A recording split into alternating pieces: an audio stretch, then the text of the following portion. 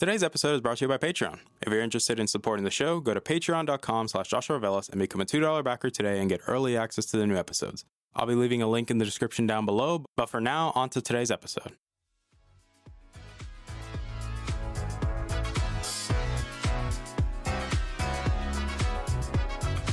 You're listening to the Augmented Experience podcast. I'm your host, as usual, Joshua Velas. I'm a student, musician, and a gamer at heart.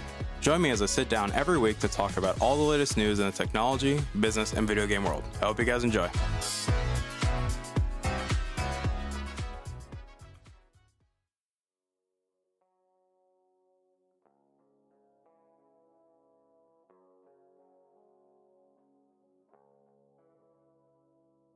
Alright everybody, welcome back to the show. My name is Joshua Velas. I'm your host as usual, and obviously welcome back to the show. Today's episode 250 of the show, and before we get started, we're just going to do a little bit of house cleaning quick, because, well, it only makes sense if they do it around here, so let's just get on with the house cleaning. I do want to say thank you guys for coming back and listening to today's episode. Well, I say that because of the fact that it's 250 episodes of doing the show, so I greatly appreciate you guys for constantly taking time out of your days to download these episodes, to share these episodes, to constantly keep letting me know how you feel.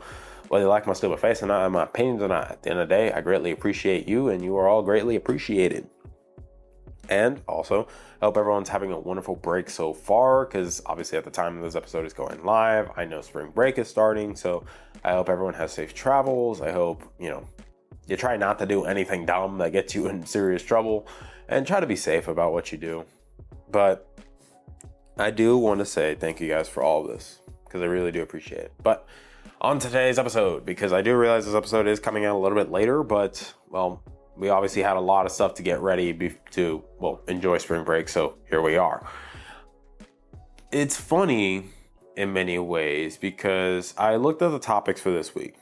Wanted to talk about the state of VR, or talking about this topic, which is talking about the misleading marketing that is behind the Ryzen 7 X3D chips, or the Ryzen 7000 series X3D chips.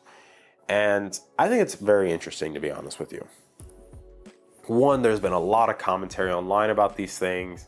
Obviously, the performance benchmarks are already out there, and if anything, it basically confirms the feeling that a lot of people had, which was this idea of pushing out a more expensive product first, and then eventually push out the more logical, I would say logical, but the one that actually makes sense to buy in terms of price to performance ratio and what you're really getting out of it. Because if we take a couple years back, look at the past, and we see when the 5800X 3D first came out, originally there was talks that they were going to do the 5900X 3D, and well, that didn't happen. AMD decided not to release a Ryzen 9 version of their X3D chips and only wanted to stick to a Ryzen 7. And fast forward to, this year, and we see that, they made a Ryzen 9 version, and they made a Ryzen 6 version. So it's or Ryzen 5. Basically, we run into the situation where, yes, we got what we wanted, but is it really worth it? And looking at the performance benchmarks, yeah, the marketing was definitely a bunch of fluff in this case. Yes, the performance gains, like I said, you can watch reviews online, but the general consensus is that in terms of performance, if we're focusing on the productivity task, if we're comparing the 7950X 3D to the regular 7900 or the 7950X, we do see that the regular version, or in this case just the regular X version, does perform better in these productivity and multitasking, operations. And that's funny, especially given how expensive the X3D is. And given that it's, labeled as the greatest CPU on the market right now, best gaming chip, best productivity, you get the best of both worlds. And when push comes to shove, yeah, the regular still outperforms the X3D version. And this is due in part because of part of the advertising, where yes, the X3D chips, what they're known for, the 3D V cache, expanding the L3 and the L2 cache to have this large buffer, which in many games does help, as we've seen with the 58X 100 3D.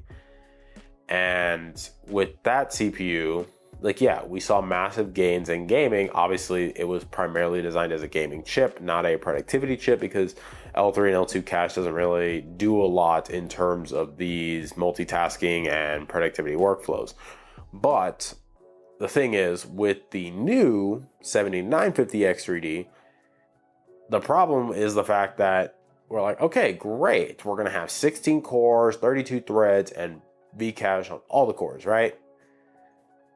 Yeah, no, that's not what happened. Essentially, it was half of the cores get it, half of them don't. And so we essentially run into this issue where essentially the 7950X3D operates like the 7800X3D.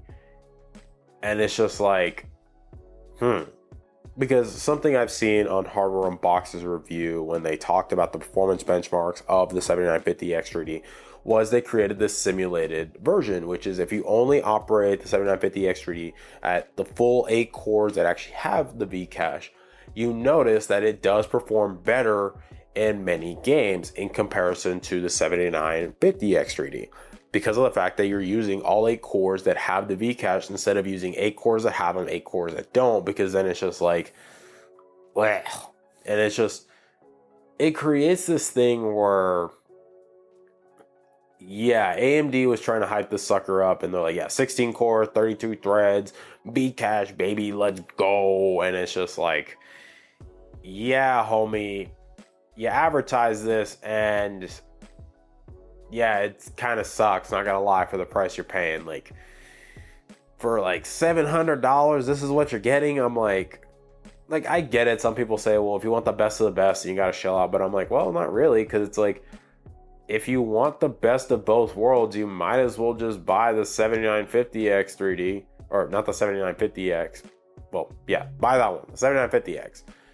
But if you just want pure gaming performance, it makes logical sense after seeing some simulated results where essentially you operate the 7950X 3D at the full 8 cores that actually have the Vcache, which essentially makes it a 7800X 3D.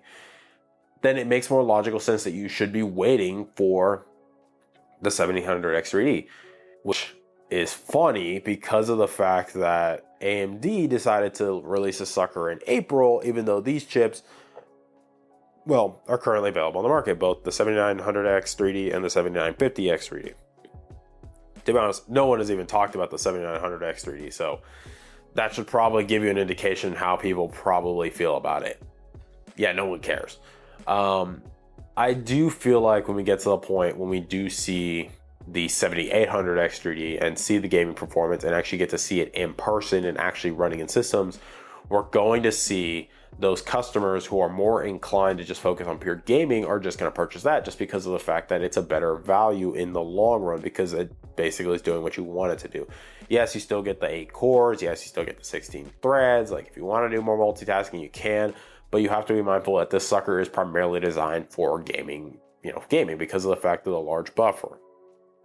At the same time, if you want the more, you still want great gaming performance, but you still want more performance when it comes to productivity and things like that, then yes, it makes more logical sense to go towards the 7900X, the 7900, the 7950X. Like, going for those chips makes more logical sense because of the fact of how much they cost. And speaking on cost, this has always been the problem that AMD has been facing so far with the 7000 series launch, because of the fact that it has a low adoption rate. Because let's be real, the transition to a new platform is very expensive. DDR5 RAM is still pretty expensive. The motherboards, to get a good motherboard that you actually have, that you actually want, is expensive. Like, they talk about, oh yeah, we're going to make these $125 motherboards, and I'm like, you look at them and they're, well, ass. No offense. But you see the really good motherboards that actually have like the great Ethernet ports, the multiple USB ports, multiple M.2 slots, good, I'd say, transistors, good voltage, anything that is actually worth your money is not cheap. It is about $300 for an actual good motherboard.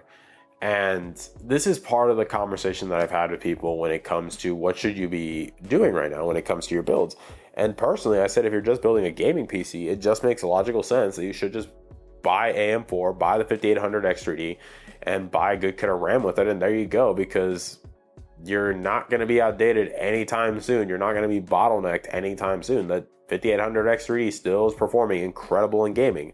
And yes, you also have to be mindful. Intel has great options on the market right now, which is funny because people have always dogged Intel, which, let's be honest here, we have too, because of the fact that they just didn't have a lot of good products. 10th generation, kind of ass. 11th gen, kind of ass. 12th gen, actually pretty good. 13th gen, actually pretty good. So it's like we're starting to see this increase in competition now from Intel, where it's like, now hold on a second. You're like, we got options now. And it makes you really think, okay, do I want to go AMD or do I want to go Intel? And yes, there's pros and cons with both. You just have to be mindful of this stuff. And I think in this case, Intel is providing the better value when it comes to building a rig at a more affordable cost. Even though, yes, the DDR5 RAM is still expensive, but getting into the motherboards are a little bit cheaper. Getting the processors are cheaper. You know, it's just, there's a lot of stuff mixed in here when we think about the marketing that AMD has done with these X3D chips, because they understand that the X3D brand does carry weight because it means performance. People see this and they're like, ooh, big Ryzen 9 with 3D V cache. We need that. And it's like, we get it. And it kind of sucks, not gonna lie. Like, yes, it's still a great chip. It still performs incredibly well in games. It does great at multitasking. But the fact of the matter that you can say, well, if you want better gaming, then go this direction. If you want better multitasking, go this direction. And I think that's the problem that AMD is running into, that they advertise this sucker as the best of the best that they have to offer. And it's like, well, there's better for cheaper. And it's like, yes, is it the best of both worlds? Absolutely. These are the objective facts. You get the best of both worlds, or at least a good, healthy middle ground. But the problem is that it's very expensive. The motherboards are expensive. The cooling for these suckers are going to be expensive. The RAM for these suckers are going to be expensive. And it's just, you start to see how this snowball is out of control. And it's like, and yes, I get it. It's top of the line. You know, there's a reason why they came out with this first in comparison of launching the 7800X3D at the start too, because they want to make a better profit margin. It's just good business. It obviously makes sense. You release your higher profit margin stuff first, then you release the lower margin stuff later, the stuff that actually makes sense. Don't believe me, car manufacturers do the same thing. NVIDIA does the same thing with GPUs. Like, it's just the name of the game, baby. You know, that's just how this works. Same thing with camera companies. Camera companies do the same thing all the time with releasing their good bodies first that are very expensive, and then eventually release these more affordable, like cut down bodies later. Prime example, the R5 and the R6, you know, both high-end bodies, and they eventually made the R7, then they made the R10, then they made the, you know, the R50, then they made the R8, which is about to come out. So you see what I'm saying is, like, people have done this all the time. Businesses have done this all the time, where it's like, you obviously want to make money first. You obviously want to drop the products that make you the most money first, and then eventually trickle down and, you know, get the more fish, you know, you throw bigger. And it's like, with this stuff, it's hard for me to genuinely recommend it because it just doesn't make logical sense. Because if we're comparing the price to performance ratios, we're comparing, you know, how much your build is going to cost. And yes, I understand if money is not a problem, homie, you're going to drop money on like the most expensive stuff. You're going to buy like a 4090, you're going to buy one of these suckers, you're going to buy like a $700 motherboard or something, like top of the line RAM, like 8 terabyte SSDs, like buy 4 of them, you know, you're going to go balls to the wall. But I think for the buyers who are more price conscious, who actually care about price to performance ratios and things like that, I think it makes logical sense that, one, if you are not on AM4, or if you are on AM4, if you're only doing gaming, then yes, you should just focus on the 5800X3D. And if you want productivity, then I would say go for the 5900X or go for the 5950X, to be honest, whichever you get a better value. But if you are on wanting to upgrade to AM5, buy the RAM, buy the motherboard and everything, if you're only doing gaming, I think it just makes logical sense that you wait for the 7800X3D. It just makes more logical sense if that's all you're doing. And if you're wanting good gaming performance and excellent multitasking and productivity performance, then yeah, go all in and just get the 7950X, the regular one. And then if you want the best of both worlds, then yeah, if you're, you got all money to blow, I would say go for the X3D version. But logically speaking, you can get the 7950X for a better deal nowadays. Even though, yeah, you're still going to need to get a good cooler for those suckers, which is inevitable with all these new CPUs nowadays, whether it be Intel or AMD, you're just going to need better cooling in general. But I think it just makes the most logical sense, because the numbers don't lie here. You're getting more bang for your buck with these other options. They're cheaper and they perform, if not perform better than the 7950X3D. And it just makes more sense. But granted, do people always make rational decisions? No, we clearly do not. People will try to argue that people make rational decisions all the time. No, we don't, homie. We are very irrational a lot of the time. But that's okay. That's just how we are. But let me know what you guys think in the comments down below. Do you agree with my opinion about the X3D chip? Like, are you personally waiting for the 7800 X3D? Or did you already buy the 7900 or the 7950 X3D? Like, let me know what you guys think in the comments down below. Again, guys, I know this episode is coming out a little bit later due to the fact that, well, we had to get everything ready for spring break so we can finally, relax and enjoy a little bit of freedom. But I do greatly appreciate that you guys are taking time in your days to, again, download these episodes, share them, constantly letting me know how you feel, whether you like my stupid face or not, or my opinions or not. At the end of the day, it's greatly appreciated. I greatly appreciate you. So that's all I really have for y'all. I hope you guys enjoy. Next week, we should be able to get the episode out on Wednesday due to the fact that, well, I got nothing going on, so it should be easier to actually get the episode out there. But I hope you guys are safe. I hope you guys have yourselves a wonderful spring break. If you're on spring break, if you're traveling, have safe travels. Hopefully you get to your destination with no issue or very little issues at all. And I hope you guys just continue to be kind and respectful to those around you, because let's be real, guys, the world is a weird place. So let's just continue to be kind and respectful to those around us and, try to make the most of this beautiful life that we have, But as always, thank you guys for everything, and I will see you guys next week. Bye, guys. Hey there. Thank you for listening to today's episode. I really appreciate it. Thank you guys so much for taking time out of your day and listening to today's episode. If you're interested in supporting the show, whether it be financially, clicking the follow button, or just sharing the episode, it all works for me, guys. Thank you guys so much for your time, and I love you guys to death.